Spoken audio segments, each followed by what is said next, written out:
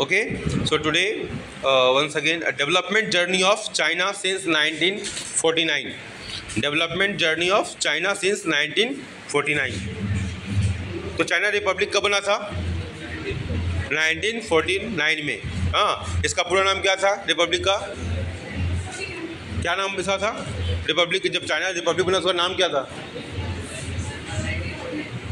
बोलो रिया, सरगम, क्या हुआ? कोई मुझे बताओ। चाइना 1949 में रिपब्लिक बना, इसका नाम क्या था? आवाज़ नहीं आ रही है। हाँ, रिपब्लिक पीपुल ऑफ चाइना। हाँ, बोलो भाई। हाँ, क्या?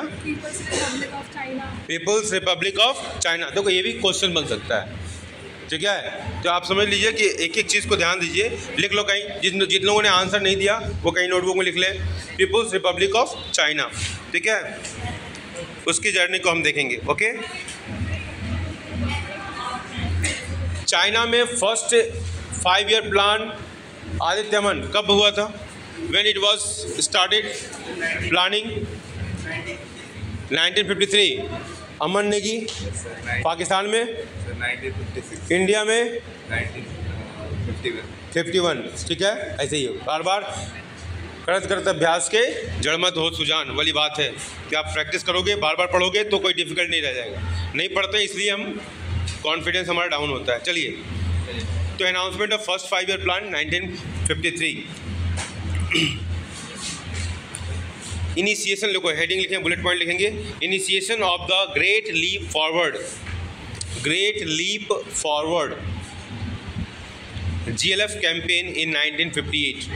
ये बहुत इंपॉर्टेंट बनता है कि 1958 के कैंपेन में, इसी में से कोई एक पॉइंट उठा लिया जाएगा कि ये किस कंट्री का इनिशिएटिव है ना?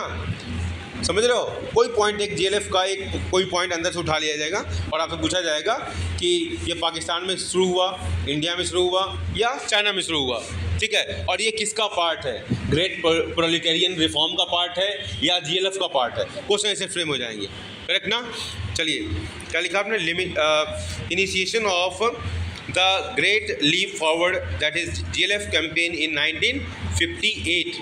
1958 GLF को अंडरलाइन कर लेंगे।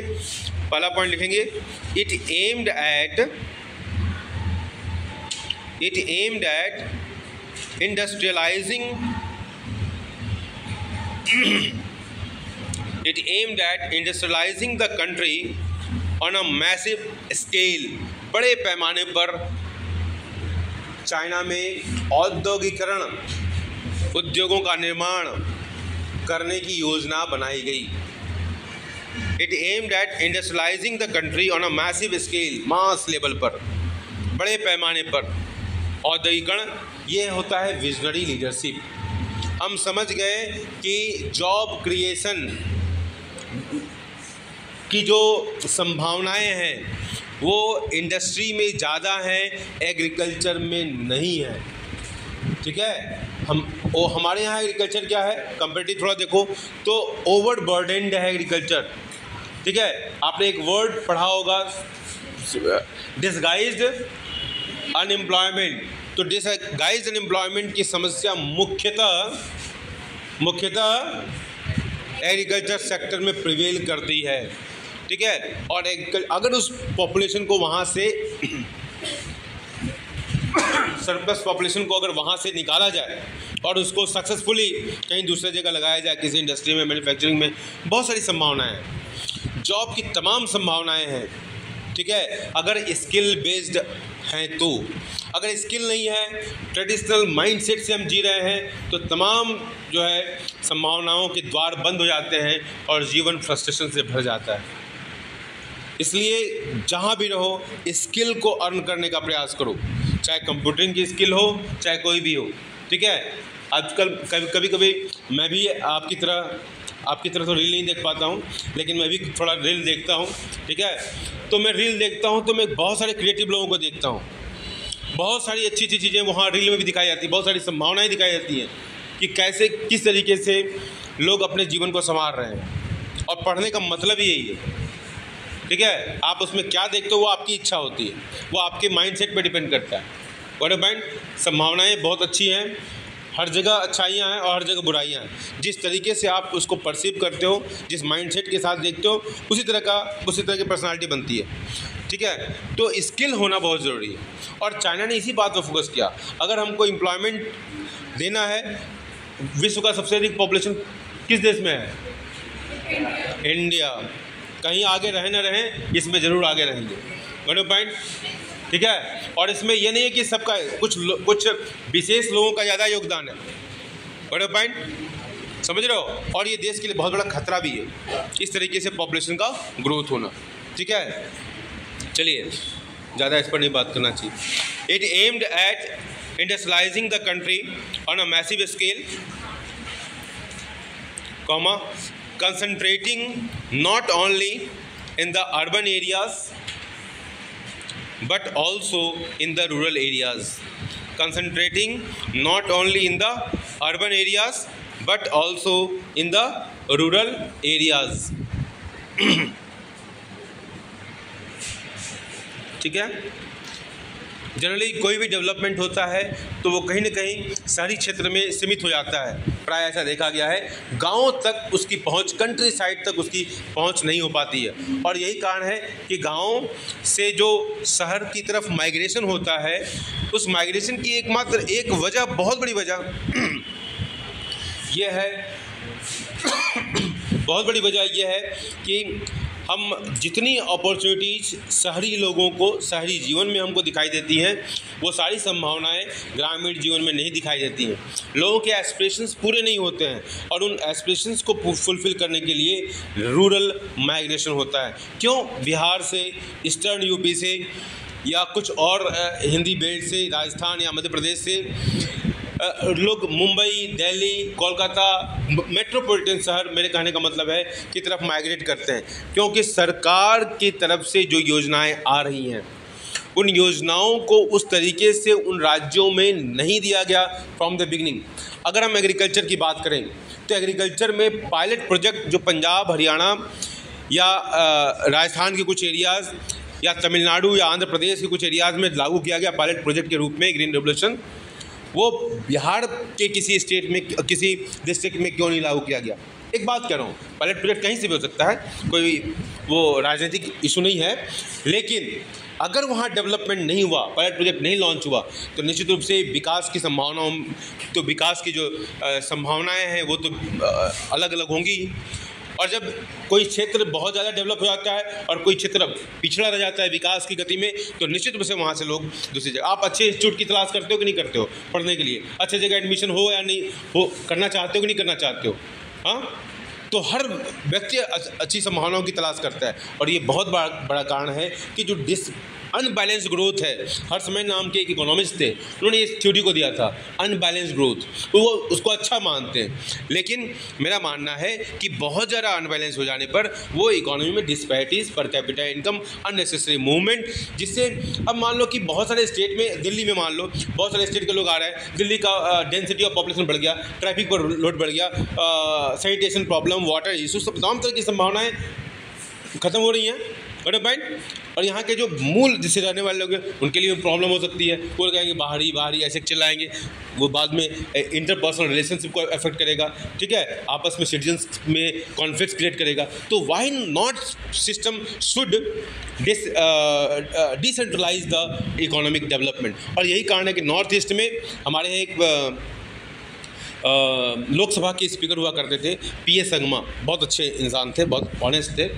और उनका एक स्टेटमेंट है, जब 1989 में जब हाई स्कूल में था तब उनका स्टेटमेंट आया था पेपर में, और उन्होंने एक स्टेटमेंट दिया था, बड़ा ही painful, being a citizen, patriotic citizen of this country, किसी को भी अच्छा नहीं लगेगा। तो उन्होंने कहा कि इस देश के बहुत सारे लोग तो हमको अपने देश का भी नहीं समझते हैं, ठीक है। ये ठीक है कि नॉर्थ ईस्ट के लोग का थोड़ा सा कॉम्प्लेक्सन थोड़ा सा अलग होता है, ठीक है, लेकिन एक स्टेटमेंट इस तरह का आ जाना, वो भी कौन, एक पब्लिक फिगर, वो भी लोकसभा अध्यक्ष, एक बहुत बड़ी पोस्ट होती है, देश का सेंट्रल फिगर होता है, कहीं ना कहीं राष्ट्रपति, प्रधानमंत्री की बात कहीं ना कहीं पूरा देश उसको विजुलाइज करता है, देखता है। तो वैसा व्यक्ति अगर इस तरह का बोल रहा है तो मतलब समझ लो कि ग्राउंड लेवल का व्यक्ति, कॉमन सिटीजन के मन में क्या फीलिंग होती होगी। और मैंने खुद अनुभव किया है कि नॉर्थ ईस्ट कि लोगों के साथ कहीं ना कहीं अनएजुकेटेड लॉट के द्वारा कहीं ना कहीं अननेसेसरी कमेंट, इस तरह की चीज़ें हमने खुद सुनी है, वो बुरा लगता है, वो पेनफुल होता है। बट पॉइंट, तो ये सारी चीज़ें देश को तोड़ती हैं। चलिए next point, in the urban areas people were encouraged to set up industries in their backyards. In the urban areas, people were encouraged to set up industries in their backyards, whereas in rural areas, communes were established. Communes का मतलब मुझे कोई बताएगा? हाँ, collective farming, very good. Collective farming का नाम उसमें bracket में लिख लो, कम्यून जहाँ लिखा उसके ब्रैकेट में लिख लो, collective system of collective farming, very good, system of collective farming. जहाँ मैं रिपीट कर दे रहा हूँ, in the urban areas people were encourage to set up industries in their backyards, whereas in rural areas communes were established.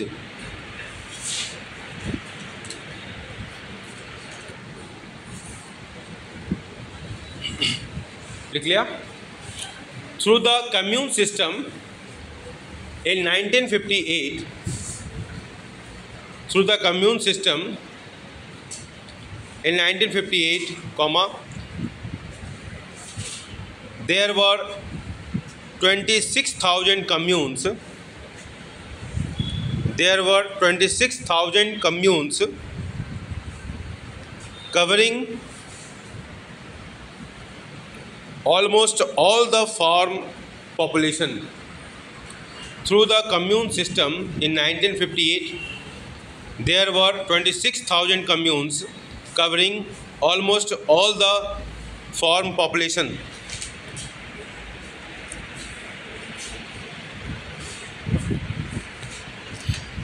Next point, problem faced by GLF campaign. Problems faced by GLF campaign. Problem bullet point के रूप में लिखेंगे, problem faced by GLF campaign. First point, a severe drought caused havoc in China. Severe drought, सूखा. A severe drought caused havoc in China. HAVOC, आतंक, havoc, ठीक है,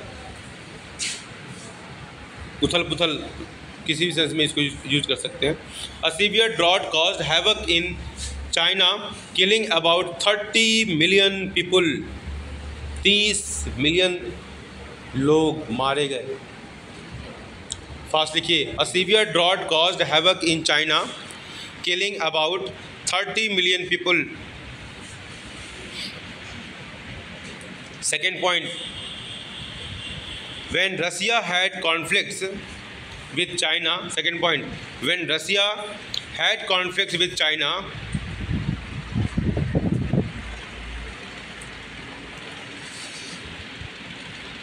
it withdrew, WITHDREW,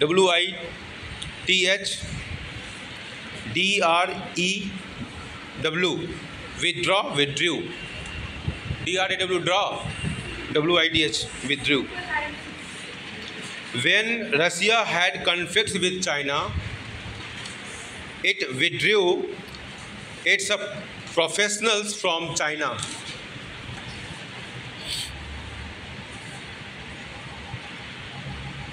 These experts were earlier sent to China.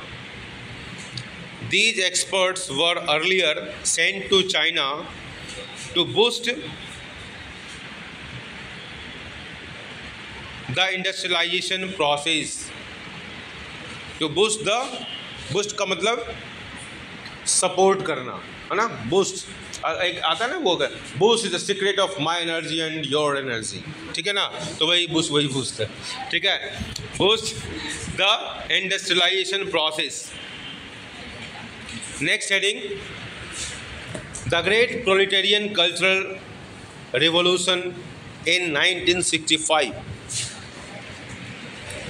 The Great Proletarian Cultural Revolution in 1965.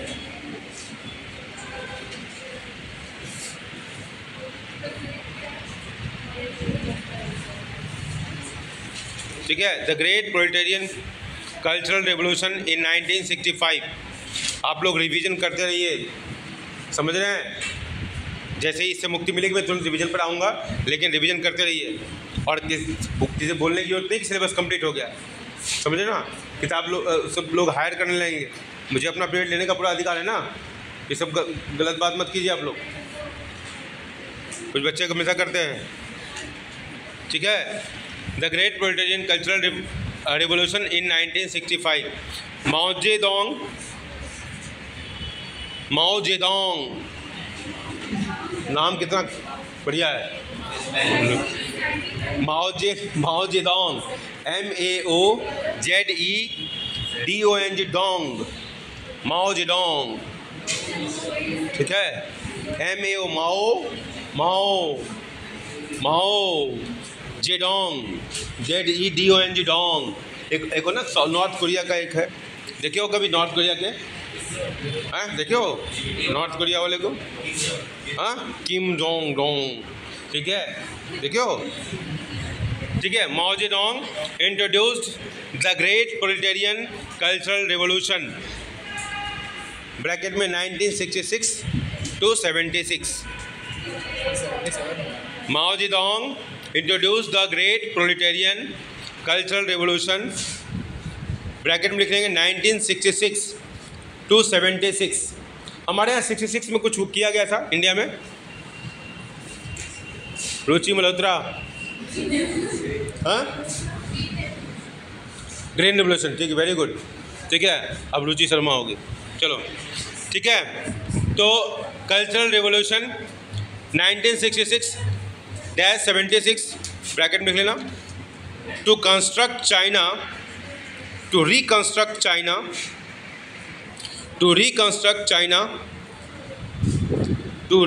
China from an agrarian economy into an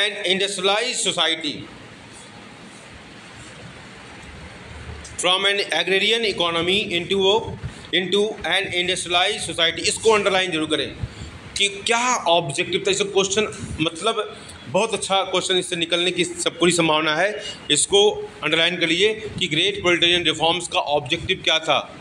ठीक है, underline कर ले। To reconstruct China from an agrarian economy into an industrialise society. ये अगर development history of the world को देखा जाए तो ये पाया गया है कि traditionally all societies of the world, ठीक है, they were primarily agriculture based societies. पहले क्या था, all societies were what, agriculture based societies. और जैसे जैसे डेवलपमेंट हुआ तो पॉपुलेशन का जो शिफ्टिंग है from agriculture to industry and then industry to service sector, मतलब टर्सरी सेक्टर की तरफ मूवमेंट हुआ है। भारत में एक स्थिति क्या है, पाकिस्तान में भी यही स्थिति हुई कि सेकेंडरी सेक्टर का उतना डेवलपमेंट नहीं हुआ और टर्सरी सेक्टर का हो गया। ठीक है, तो वे थोड़ा सा अजीब तरह का डेवलपमेंट इसको एग्जाम्पल के रूप में दिखाई देता है, जो दूसरे देशों के जो विकास के जो पैटर्न है उससे मेल नहीं खाता है ये। चलिए, under the cultural revolution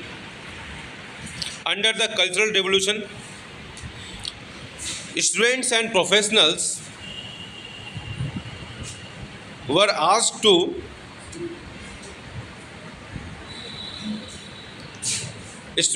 professionals were asked to work and learn from the real life situations. Students and professionals were asked to work and learn from the real life situations prevailing in the countryside of China.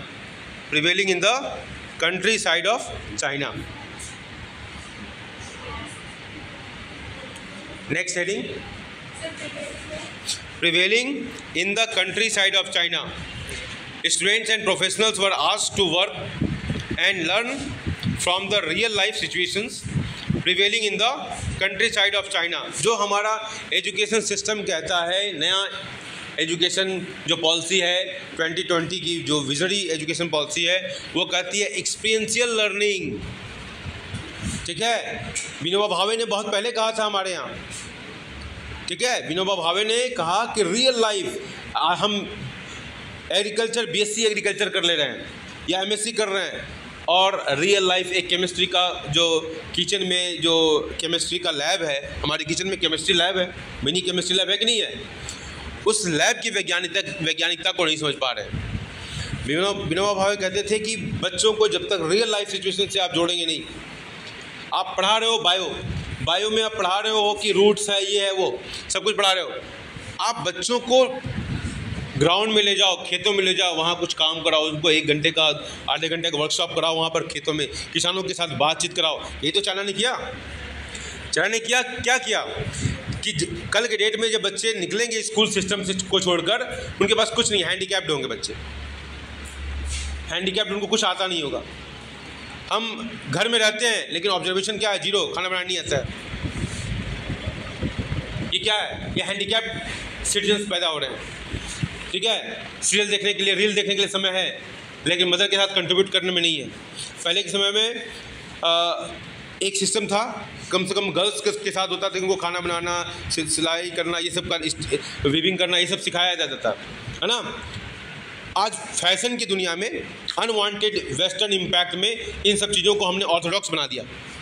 हमको याद है कि हम लोग की grand mother, अभी भी बहुत सारे जगहों में जो रूरल एरिया से जो लोग जुड़े हुए हैं, वो एक घास आती थी, हम लोग के यहाँ अलग नाम है, अलग अलग जगह अलग अलग नाम होगा, उससे वो टोकरी बनाती थी, छोटी टोकरी बनाती थी, वो इतना सुंदर। आज मैं देखता हूँ बड़े जगह मॉल वगैरह में ये सब चीज़ें सामान बनाया था, उसके लिए एक अलग वर्कशॉप चल रहा है।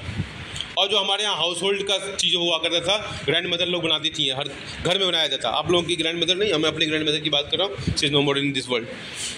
ठीक है, वो समाज, हम डिटैच हो गए, अपने सिस्टम से डिटैच हो गए, अपने सिस्टम से अलग हो गए, और टोटली हम लोग क्या किया, एक सैद्धांतिक समाज की तरफ बढ़ गए, और प्रैक्टिकल जो ओरिएंटेड समाज था, हमारा समाज टोटली स्किल बेस्ड सोसाइटी हुआ करती थी, उस सिस्टम से हम अलग हो गए। मैं किसके लिए बोल रहा हूँ अनीस?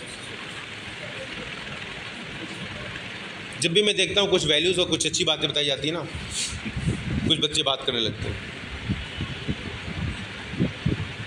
ये लाइफ चेंजिंग थॉट में देता हूँ, पढ़ाने के तो मैं सिलेबस 2 मिनट में ख़त्म कर दूँ, लेकिन मुझे सेटिस्फेक्शन ही नहीं होता है। मेरी प्रॉब्लम यही है, मुझे सेटिस्फेक्शन ही नहीं होता है उस तरह की पढ़ाई में, जब तक कुछ वैल्यूज न दिया जाए, कुछ चीज़ें को अलग से न बताया। चलिए लिखिए, बात करते हो तो मज़ा नहीं आता। क्या लिखा आपने? Prevailing in the country side of China. Okay, लिख लिया। चलिए next heading, introduction of economic reforms in 1978। Introduction of economic reforms in 1978।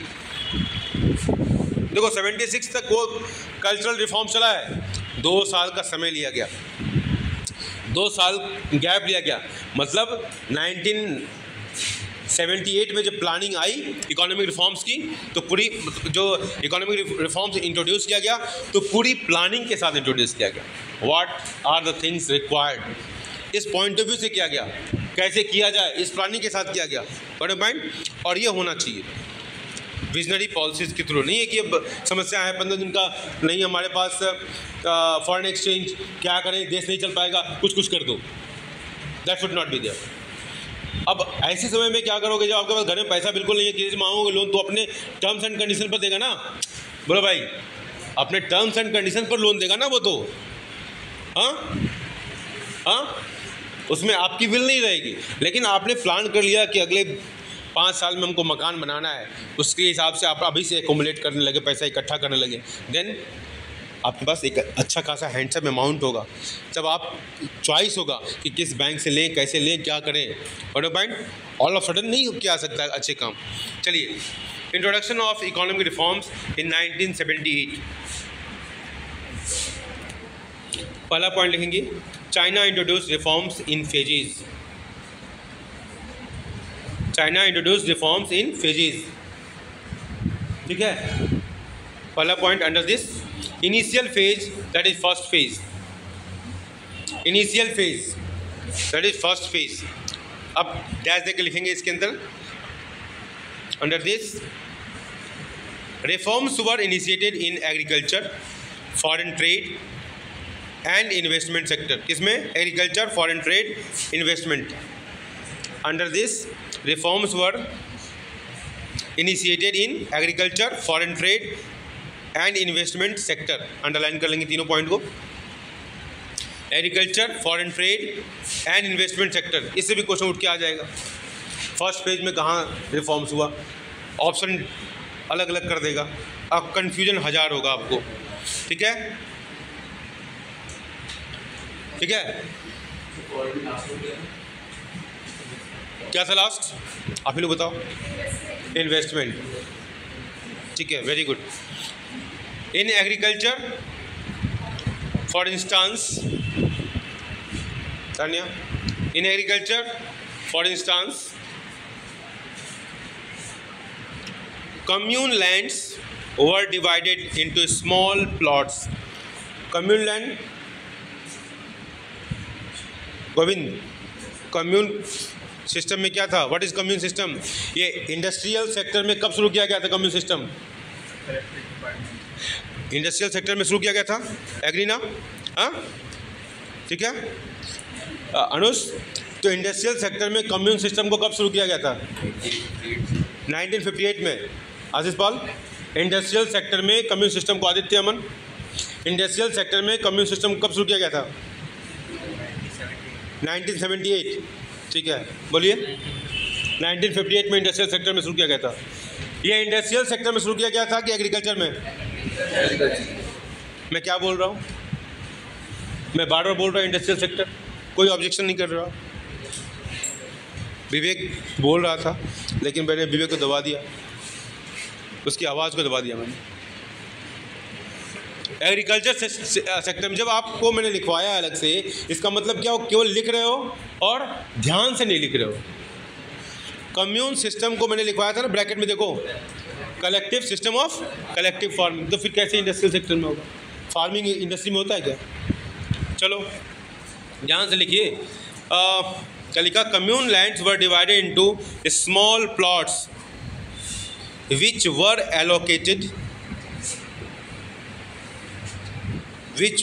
allocated, bracket में लिख दो, for use not ownership, for use not ownership, bracket closed, to individual households,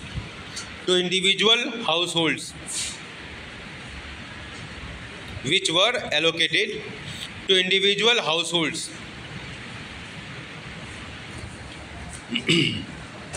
Full stop. They were allowed to keep all income from the land after paying stipulated taxes. Stipulated, STIPULATED, stipulated taxes. Repeat कर रहा हूँ, they were allowed to keep all income from the land after paying stipulated taxes. मतलब जो निर्धारित, जैसे हम लोग के यहाँ अगर ग्रामीण भाषा में कहा जाए, जो हमारे यहाँ किसी की ज़मीन होती है, कोई उस पर काम करता है, पट्टे के ऊपर, पट्टा एक वर्ड यूज किया जाता है, रेहन कह लो, पट्टा कर लो, है ना? उसी से एक शब्द बाद में हमको लगता बन गया है पट्टीदार। ठीक है, तो उस पर लैंड किसी की है, लैंड साहब की है, ठीक है, और साहब ने, फार्मर है साहब, ये बड़े फार्मर हैं स्नेहांशु जी, और छोटे फार्मर हैं अमन नेगी जी। ठीक है, अब छोटे फार्मर अमन नेगी, नहीं सॉरी, अमन नेगी बड़े फार्मर हैं, मैं छोटा फार्मर हूँ। ठीक है, Rajeev Pandey is a small farmer and Aman Negi is a landlord.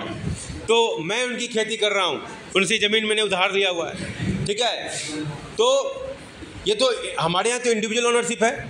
Aman Negi is a farmer, उनकी अपनी लैंड है, लेकिन चाइना में ऐसा नहीं था।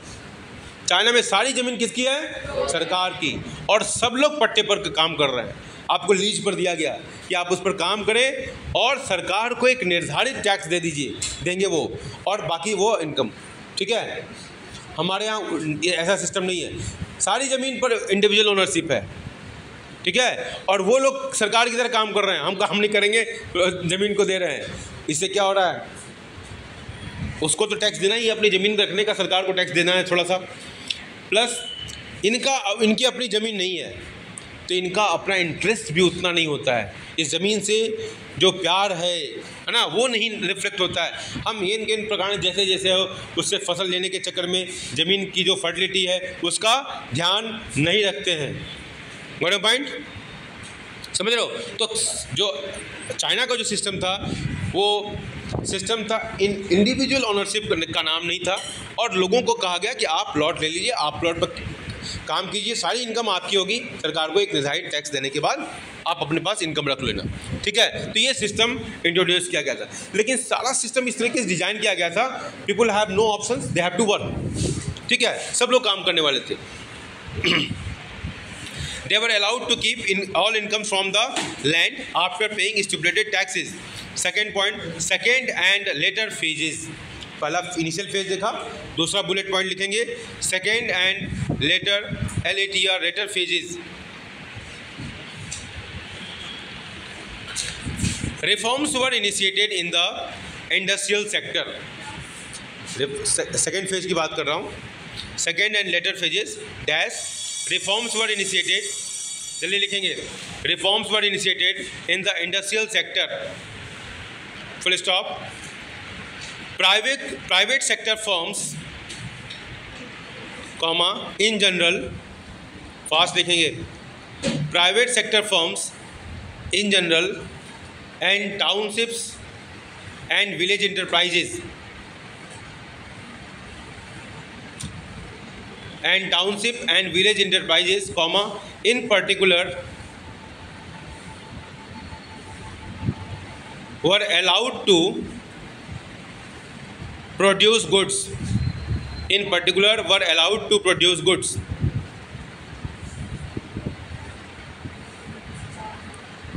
ठीक है, full stop.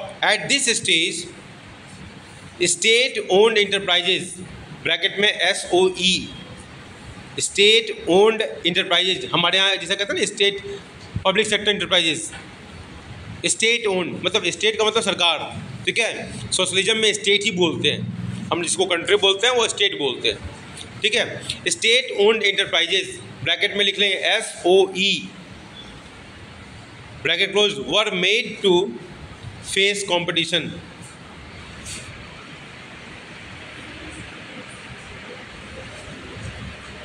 Next point, concept of dual pricing. Concept of dual pricing.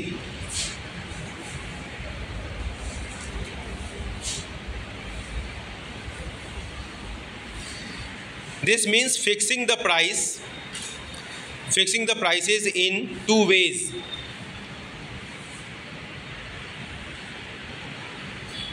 Farmers and industrial units were required to buy and sell fixed quantities of inputs and outputs. Farmer and industrial units were required to buy and sell fixed quantities of inputs and outputs on the basis of prices fixed by the government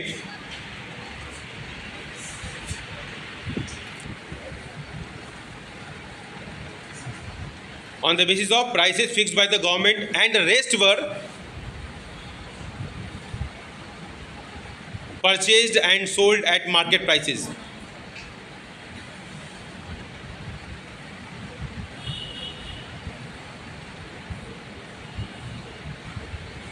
Full stop. Over the years as production increased, comma, the proportion of goods or inputs the proportion of goods or inputs transacted in the market also increased. Promotion of goods or inputs transacted in the market also increased.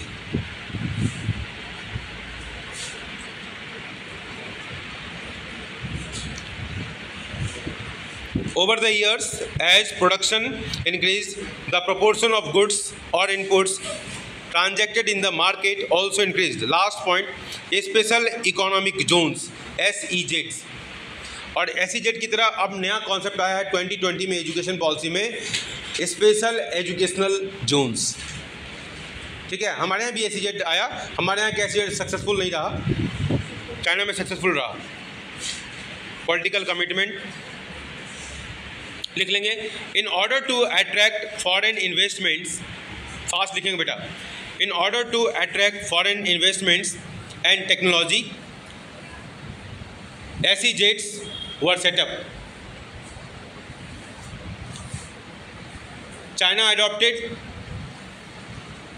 ODP policy, मतलब open door policy, open door policy as a major economic reform initiative. China adopted the open door policy